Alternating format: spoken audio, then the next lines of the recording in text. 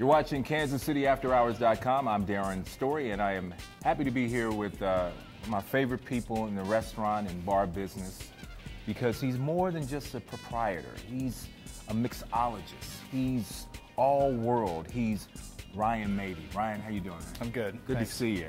And by the way, Ryan owns a place called Manifesto. And so let's just start there. Okay. Tell me about Manifesto. What's going to make it different than, you know, just your average bar in town? I think the most important thing that makes it different is just the overall level of detail that we take in preparing cocktails. We take a very old, classic, traditional, detail-oriented approach to making good drinks, using nothing but fresh squeezed juices, seasonal ingredients, homemade ingredients, nothing but the best spirits and techniques and everything. That's really, you know, it's an American art form that's been around for a couple hundred years, but got lost along the way, and it's sort of being revived. So it's something we practice and take a lot of pride in. We love doing it, and you know, it's kind of like a chef's approach to making drinks. Well, you know, one thing about you, Ryan, is that makes you different than most here in town, is that you have all this accreditation. You have, I mean, you're a certified mixologist. Or what are you? Dr. Feel Good. I'm a bartender, but you know, there's a lot of different certifications out there that you can get. I started out more on the wine side, so I have a sommelier's certification and CSW and stuff like that. But there's a new organization that's really emphasizing the art of mixology, and also more in-depth knowledge in making in spirit production and all that. And it's called Beverage Alcohol Resource, based out of New York, run by the best 5 guys in the world when it comes to anything spirits, bartending related. And it's relatively new. They've been around for about 3-4 years, and they take a handful of students every year to go through a really rigorous training program and go through a certification program. That's something that I've decided to focus on for now. I think it's something that is relatively new, you know, as far as the bar industry goes, and it's also got a lot of clout behind it with the people that are involved. So I've been learning a ton just over the past couple of years. How do you think that what you do feeds into the experience for your patrons? I mean, how does that affect the overall experience? Well, I think that it's quality, first and foremost. I mean, we definitely take a lot of care in making the drinks, but it is really more than that. I mean, there's definitely a lot of hospitality involved. I mean, we want people to feel welcome, to have a good experience. It's not just a cram everyone in the bar, get wasted and get them out, you know, that kind of a situation. It's definitely more of a kind of like a fine dining approach to cocktails or drinking. I mean, we take reservations, we kind of control the crowd, we keep it a quality, efficient environment. So it's you know, it's never going to be overcrowded. We try to ensure you can the get how service many is good. top capacity is what, 40? 48. Yeah, it's really small. Wow. For Kansas City, it's pretty small. It's extremely small, but that's one of the things that I liked about it, was the intimacy, right? The ambiance, right. And I think I told you when I came in there the first time, was coming down that hallway reminded me of a place that I had been to in New York. Yeah. You know, yeah, the old absolutely. speakeasy vibe, right? And all that, and I just love that. I tell you, you have to go experience Manifesto.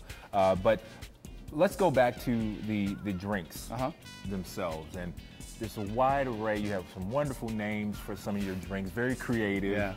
Even when you watch the guys and make them, it's extremely intense, but fun. Yeah, absolutely. There's a little bit of theater involved in it, the whole thing. I mean, it's definitely, you could call it like a modern speakeasy. You know, the entrance is in an alley in the back of the building. There's no sign, you know, there's a call button, you know, that you press the button, get buzzed in, and so it's kind of discreet, it's mysterious, it's hidden. You go, you know, down a set of stairs and down a long dark hallway, and then the bar opens up in front of you. But, you know, when I talk about the experience of being there, you know, the drinks have to be spot on. The drinks have to be, you know, an incredibly quality experience. But then at the same time, you talk about the bartenders, the presentation goes a long way. And we're not juggling bottles, we're not flipping things in the air, we're not blowing whistles or anything like that. But I think you can see in the techniques that we use and in the techniques that the bartenders use, just the level of skill that's involved. Right. And also, so that way it completes the thought. You know? Okay. So you can say, and also, you know, it's like, come on, man, come on, let's go, freaking go, man, come on. No. Okay, so you're asking him to... And he's gonna say, and also, whenever. I don't know what to say, and also. Okay.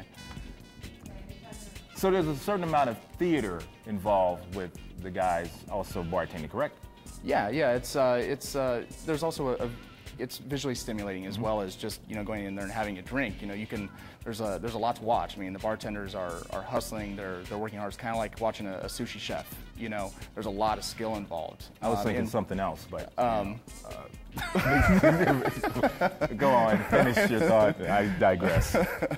No, there's a lot going on back there. I mean, it takes a lot of skill and a lot of practice. I mean, the training was pretty rigorous to get all the bartenders up to speed and get everyone on the same page. I mean, there's a lot of knowledge you have to know about the history of spirits and cocktails and all that stuff. And then the execution part is, it's pretty serious. We have to have consistency with the product. I want the drinks to taste the same way every single time, no matter who's working. That's got to be difficult. I mean, that's got to be probably one of the hardest things you accomplish on a night in, night out basis is going in, because I know what it's like. It's kind of like, it's also like food. You go to a restaurant and it's like you have the same thing and it's like, well, this doesn't taste the way that I remember it. Yeah, you don't go into a restaurant and say, well, we should go on this night because this guy's cooking and he does this dish better than the other guy, but that's pretty common in bars. A bartender does attract a lot of his or her own crowd, and we do want that. We do want a bartender that's personable and warm and hospitable and brings people in, but at the same time with the product, we want consistency. We want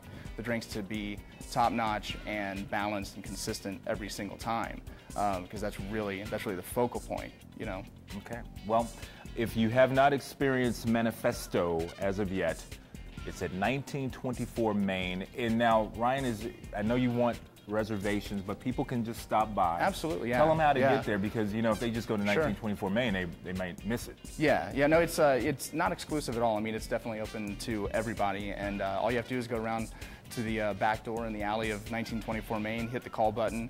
If 1924 Main is open and you're scared to go in the alley, just go in the front door, and I ain't scared to go nowhere. We'll show you the way. Yeah. But yeah, that's where we are. That's great. Manifesto. It is more than a bar. It's an experience. Ryan Maybee, thank you so much. Thank you for being on. You're watching KansasCityAfterHours.com.